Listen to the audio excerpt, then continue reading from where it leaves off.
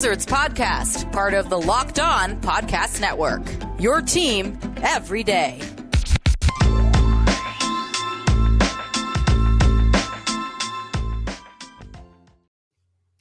What's going on, guys?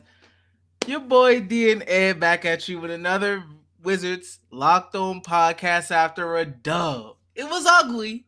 It was ugly in that first half, but that second half they started churning away.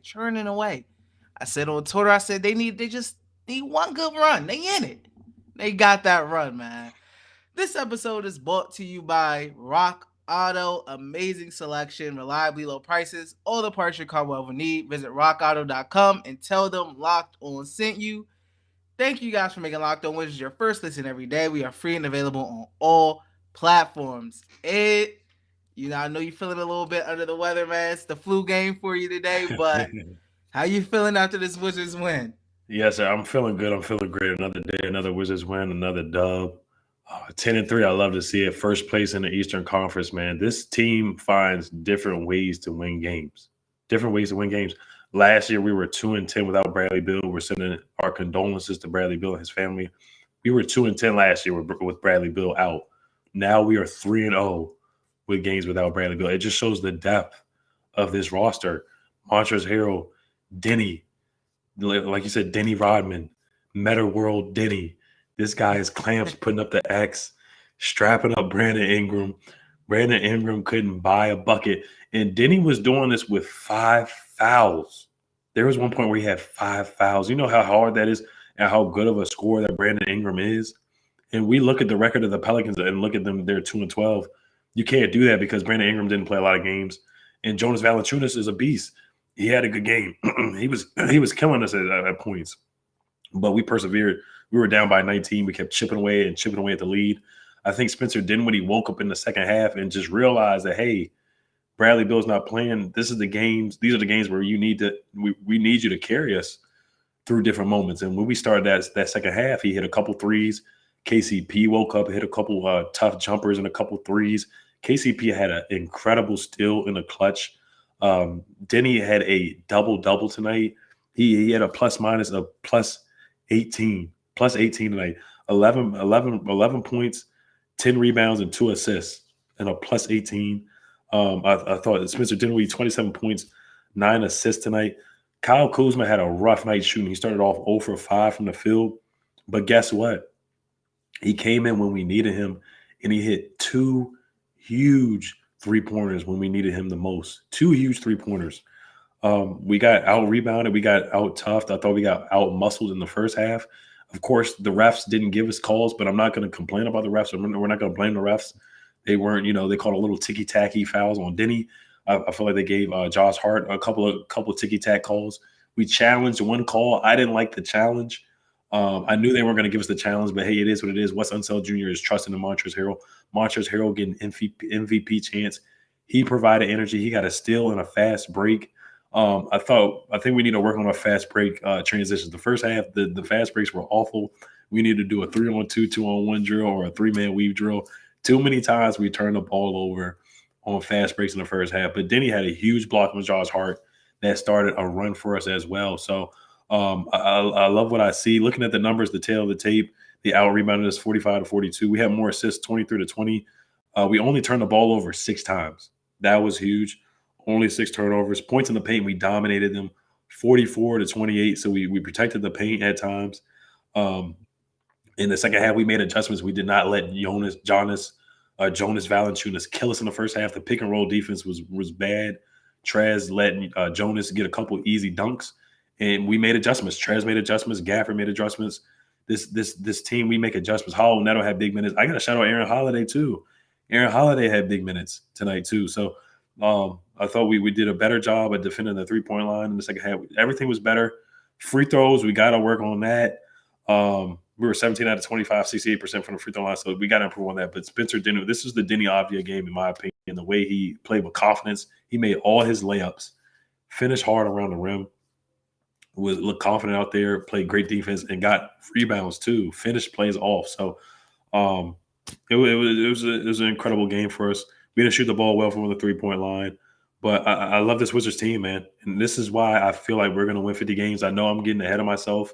I know some people in the comments say calm down, but I'm getting more bullish, and this team finds ways to win games. They just find ways to win games. I can go on and on and on, but I'm going to let you go. I mean, I just got to say, Deni Avdija, just an impressive performance. I'm very proud of the man. I'm very proud of him. Shot 5 for 6 from the field. He was finishing. He had an and one. I mean, the defense, the clamps. He claims another victim. The Dinwiddie claims another victim. Brandon Ingram. I mean, like you said, with 5 fouls, he's still out there defending, forcing tough misses. Brandon Ingram going at him, trying to draw that 6th foul. But I mean, what a defensive performance for Deni. Once again, we really talking about an All-NBA defender right now.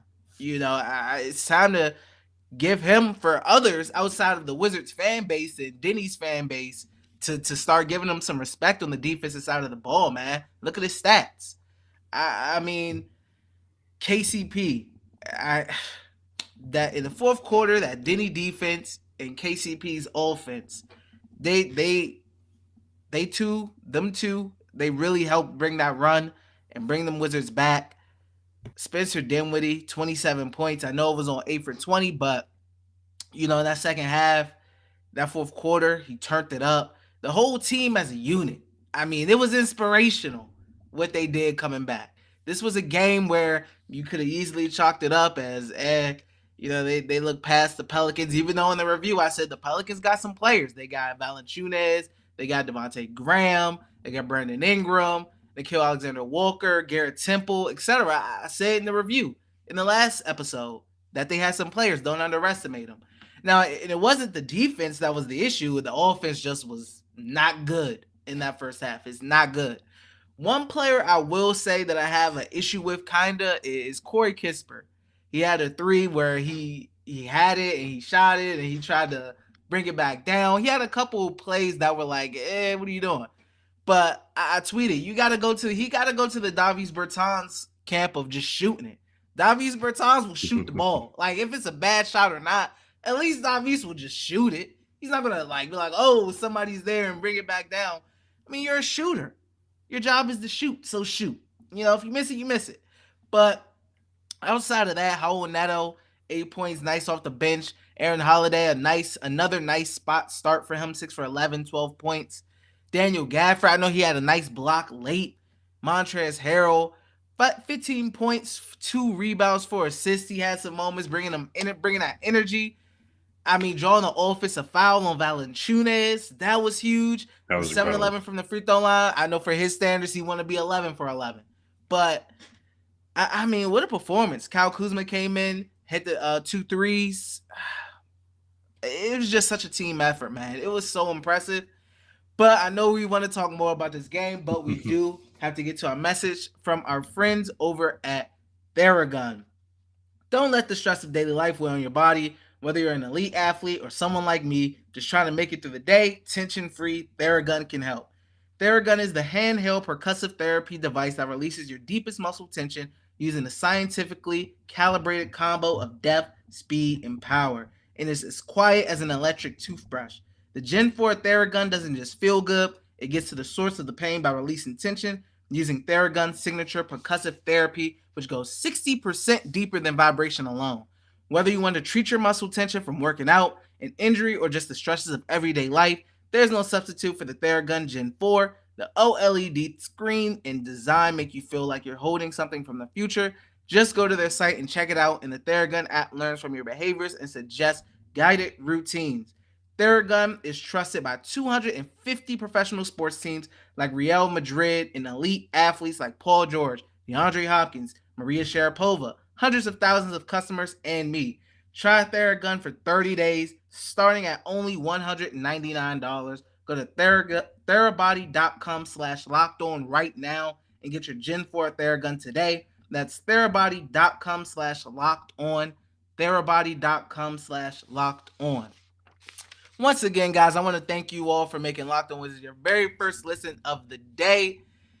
It's a lot to talk about this game, man. It started off ugly, but that ending, it just I mean, going from such a dry to height, at the snap of a finger, man. What more you got to say? It did. From the three-point line, we didn't shoot the ball well. We were 10 for 28, 35%, which is not terrible, but we just couldn't buy a shot. I thought we got a lot of open looks. I thought Aaron Holiday had a couple of open looks that he missed, some floaters in the beginning. I thought Neto had some open looks. Spencer Dinwiddie got to the couple of times, wasn't able to finish. And the Pelicans were able to finish their layups and finish or make their open shots. I thought that was a big difference. Like I said, the pick and roll defense wasn't good guarding Jonas Valanciunas. I want to see his breakdown for between the first half and the second half. Jonas had 16 points, but it feels like he had 30. Ingram had 31 points. It doesn't really feel like he had 31. I know he was on a minute restriction as well, but he shot the ball 23 times. He got to the free throw line a lot, so that's why he shot 12 free throws. If you look at the free throw differential as well, they shot 34 free throws to our 25. You started to get more free throws because of the bonus, but there was a pretty large gap, excuse me, at one point in the game. But I want to give Montrezl Harrell his flowers a little bit. I found some advanced stats on Trez. Yesterday I said he was sixth in box plus minus at plus 6.1. He has over 70% true shooting percentage. He's ranked fourth in the NBA right now. He's number 7 in field goal percentage. He's number 5 in player efficiency rating. Offensive boards per game, he's ranked 20th in the NBA. His win shares per 48 minutes, he's ranked 3rd in the NBA. And out of all players who played 30-plus minutes, Montrezl Harrell has 135 offensive rating, which is 1st in the NBA. So that's why I say when he legitimately is in that MVP list, top 10 list on Basketball Reference, the way this man is playing, he is playing at an MVP level through the first 13 games of the year. So he's playing his butt off. But shout out to Wes Unseld Jr. for making adjustments. I thought Deni actually should have played a little bit more. When you talked about Corey Kispert having an off night, and he's a rookie, so he's going to have off nights. You know, sometimes you're going to have some stinkers. Some games you're going to hit some big shots. But he has to work on his confidence. We saw some of that in the summer league, that he was flat on his three-pointer. I thought he missed a one three-pointer really badly. He had a fast break where he just lost the ball. Nobody even touched him. And then he had the shot where it was up and down because somebody, I think it was Herbert Jones for the Pelicans, who's actually I'm not gonna say Herbert Jones is a good defender. He was at Alabama. I remember watching him when Maryland lost to Alabama in the second round last year. But Kispert, yeah, he's just got to improve on confidence. Like you said, taking a shot. Davies, you know, he'll shoot it blindfolded. That's how he shoots. You know, sometimes he'll just jack it up there. But we don't want him to jack it up there, but just be confident in the shot. Excuse me. And if you are going to get blocked, you know, it is what it is. You're going to get blocked every once in a while. It is what it is. But the double dribble and the turnovers, that's when you have to sit down. That's when you're hurting us. But yeah, everything was good. I didn't like the lane violation towards the end. I think there was a lane violation where Brandon Ingram got another free throw. I didn't like that, excuse me, at all. But this team, we find different ways to win. It's like I said, Spencer Dinwiddie, he knows that he has to be that number one option when Bradley Beal is out. 27 points and 9 assists. You were close to the triple-double, but he didn't get it. He got 27 points, 9 assists, and 5 rebounds. And my bold prediction was 7 guys in double figures. We ended up getting 5 guys in double figures, but we almost held them under 90. We almost held them under 100 points.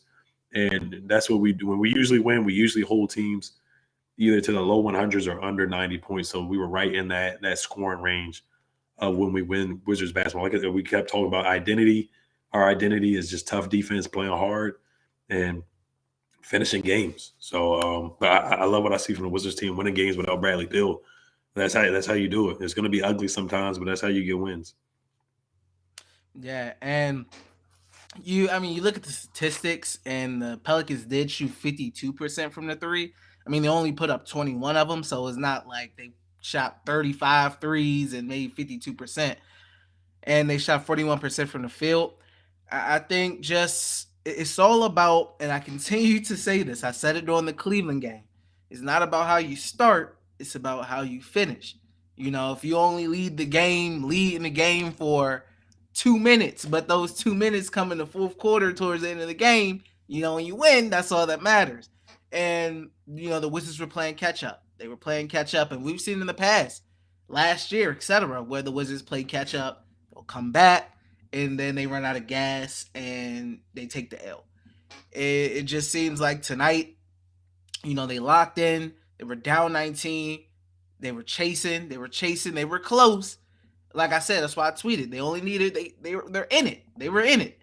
They just needed one nice run, and that's the run they had got. It's a game of runs. It's a game of playing hard, playing with energy. Just keep fighting into the final whistle, and that's what the Wizards continue to do, and that's what good teams do.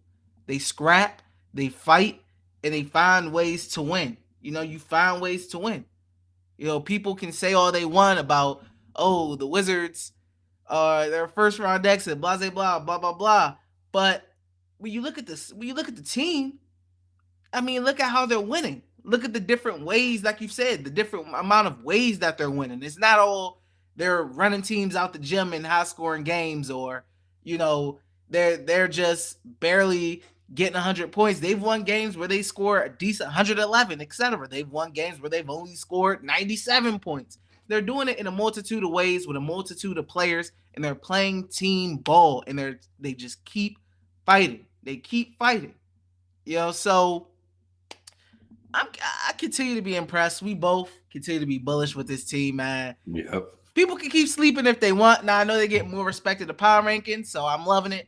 But before we get into our players of the game, X factors, talking a little bit about the next game, we do have a message from our friends over at Rock Auto. This episode is brought to you by Rock Auto. With the ever-increasing numbers of makes and models, it's now impossible for your local chain auto parts store to stock all the parts you need.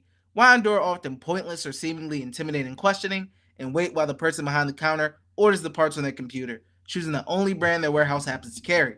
You have computers with access to rockauto.com at home and in your pocket. Save time and money when using Rock Auto. Why choose to spend 30, 50, even 100% more for the same parts from a chain store or car dealership? For example, the Honda Odyssey fuel pump is $353 from a chain store, but only $216 from Rock Auto. Rock Auto is a family business serving do-it-yourselfers for over 20 years. Rock Auto prices are reliably low for every customer. They have everything you can need, from brake parts, tail lamps, motor oil, and even new carpet. Go explore their easy-to-use website today to find the solution to your auto part needs. Go to rockauto.com right now and see all the parts available for your car or truck. Write Locked On in their How Did You Hear About Us box so they know we sent you. Amazing selection, reliably low prices, all the parts your car will ever need. rockauto.com. We also have a message from our friends on BetOnline. And to speak about BetOnline, the Wizards line opened up today at -2.5. I said it was disrespectful, so I took a bet, and that line in a few hours rose up to -4. We're back and better than ever. A new web interface for the start of the basketball season, and more props, odds, and lines than ever before. BetOnline remains your number one spot for all the basketball and football action this season. Head to our new updated desktop or mobile website to sign up today and receive your 50% welcome bonus with your first deposit. Just use our promo code LOCKEDON to receive your bonus. From basketball, football, baseball, postseason, NHL, boxing, and UFC, right to your favorite Vegas casino games. Don't wait to take advantage of all the amazing offers available for the 2021 season. BetOnline is the fastest and easiest way to bet all your favorite sports. BetOnline, where the game starts. So, Ed, who are you looking at for your player of the game? Who are you looking at for your X factor? This is a tough one. So many guys stepped up in this game. But Dinwiddie is definitely the player of the game, putting up 27 points. 27 points and 9 assists, 5 rebounds, almost had that triple-double. He also was a +6 in the plus-minus box. Was 7 for 8 from the free throw line. I didn't like that missed free throw. That's the only thing I can say bad about his game tonight, and that I wanted him to be just as aggressive in that first half. If he was as aggressive as he was in the second half, he could have had 35, 36, or even 40 points. But Dinwiddie's the player of the game. And then my X factor, it could be Deni, it could be KCP. Excuse me, but I'm gonna go with KCP tonight. I know Deni had the double-double. Deni was incredible defensively and rebounding against the Pelicans' best player and Brandon Ingram, their best scorer. But KCP tonight had 18 points, was a +6 in the plus-minus box, 7 for 13, 4 for 8 from the 3, 4 boards, and had 2 steals, very clutch steals. So he hasn't gotten an X factor yet this year. Of course, you got to earn it. but KCP was my X factor.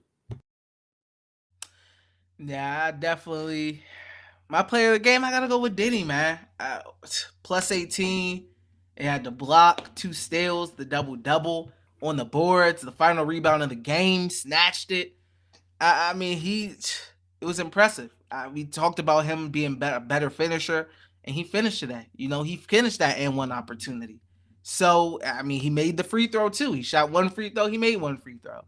When you impact the game the way that Deni Avdija has by just playing the tremendous defense that he has on opposite teams' better players, best players, and then when you do it with 5 fouls, it makes it even more impressive. I gotta go with Diddy for my player of the game. My X factor, I gotta go with KCP. I'm gonna go with KCP. 4 for 8 from the three, 7 for 13 from the field, 18 points. I know he was struggling from three in the previous games, but he hit the dagger tonight from the corner. I mean, he went on that little mini run when Denny was playing good defense and he was shooting he shot a couple middies. I mean, I want to give KCP some love and I want to give Denny some love. When I feel like those two were very key in the Wizards coming back in this game and making that big run, and everybody else, Spencer, Kuz, Gafford, Harrell, they all, just came together. But I feel like KCP and Denny, those were my main two guys for sure right there. So you had Deni instead of Dinwiddie. yeah, I got Denny. I got Denny as the player of the tough game. one. I got KCP It's as a tough the one, X yeah. factor. But next, the Wizards do face off against the Charlotte Hornets. Of course, you're not going to underestimate them, especially after they ended the Golden State Warriors win streak the other night. I mean, you know about the guys on their team. I mean, Miles Bridges, Ball, Kelly Terry Oubre. Rozier, Gordon Hayward. I mean, they got Oubre off the bench. They got Is Smith off the bench too. They got some guys. I think they struggle defensively. I believe. I'm not too sure. I feel like they do. Yeah. I mean, but we all know about this team and their talent on this team. What would you say really quickly? Just some quick keys. What Some do you think? quickies, and we'll go over it tomorrow too. And then, guys, please put your we're gonna do a mailbag episode tomorrow as well as Yes, a sir. preview for the Hornets game. So put your questions down below on the YouTube channel or on Twitter. You can DM us or whatever, wherever you want to put the questions at. So I'll put something we'll put something on the community tab too for YouTube. But as far as Charlotte, they're a good team. They've been a little inconsistent. They've been up and down this year. They're 8-7. So they're over 500. They just beat the Warriors, like you said. The Warriors are the best team in the NBA right now. Miles Bridges is super athletic. Lonzo Ball can pass, and he can shoot the ball as well. Terry Rozier. They got some bulldogs at the point guard position. And Ish Smith, he's going to be returning. So I would just say, once again, rebounding. Let's get off to a hot start this time. Let's not start off from behind. We're going to have Bradley Beal back on Wednesday. That's what the report has said. So let's start fast. Let's jump on them. Let's rebound the basketball. Defend the 3-point line as always. Let's knock down our free throws. We didn't shoot our free throws well tonight. Howell Neto missed 3 free throws. That was inexcusable. And fast breaks in transition, we got to be better. We got to take care of the basketball in transition. I thought we could have scored a couple fast break points in the first half. And guarding the pick and roll better. They don't really have a dominant big man. Mason Plumlee. They don't really have a lot of bigs. So I'm looking for a big game from Trez. I'm looking for a big game from Dale Gafford. Looking for those guys to step up. They don't have a Jonas Valanciunas. They don't have a Steven Adams. They don't have a Embiid or any bigs like that on the Charlotte Hornets. So I'm looking for Trez to have a big game. And he's from North Carolina as well. So this is somewhat of a homecoming game for Montrezl Harrell. Also, Ava Wallace, she's put an update about Rui Hachimura. She said, Wes Unseld Jr. said he has no immediate expectations on a time return. Next step is getting him into competitive work. He's still been working out individually. So that's just a little nugget right there. But yeah, what's your thoughts on the preview? I would say, got to defend the 3-point line. You can't let guys like Miles Bridges or LaMelo get hot, or especially Rozier or Gordon Hayward. Can't let those guys get hot. Kelly can get hot from the 3. We've seen it from his time with the Wizards. He can get hot at times. But defending that 3-point line, like you said, they don't really have a dominant big or anything like that, but force them to be an outside team, defend the paint. I know the Wizards kind of struggled in that paint in that first half, especially today. But when you got guys like, Jonas Valanciunas down there, then Brandon Ingram was fighting his way to the basket. Wizards got to shore up that interior D, defend the 3-point line, keep the turnovers low like they did tonight, and rebound the ball. They do that, I feel like they got a good shot. So that's some quick keys right there. We'll talk about it more in the preview during our mailbag video in the next episode. But guys, we are going to end it off here. Thank you all for making Locked On Wizards your first listen every day. Now for your second listen, Locked On Bets, your daily one-stop shop for all your gambling needs. Locked On Bets, hosted by your boy Q, with expert analysis and insight from Lee Sterling. And you already know how we got to end it off, man. The Wizards with another dub. I mean, 10-3, looking pretty, man. Looking pretty. Yes, sir. Thank you guys for subscribing on YouTube. We're almost at 1,000. We appreciate you guys for that. Hell to the Wizards. Peace.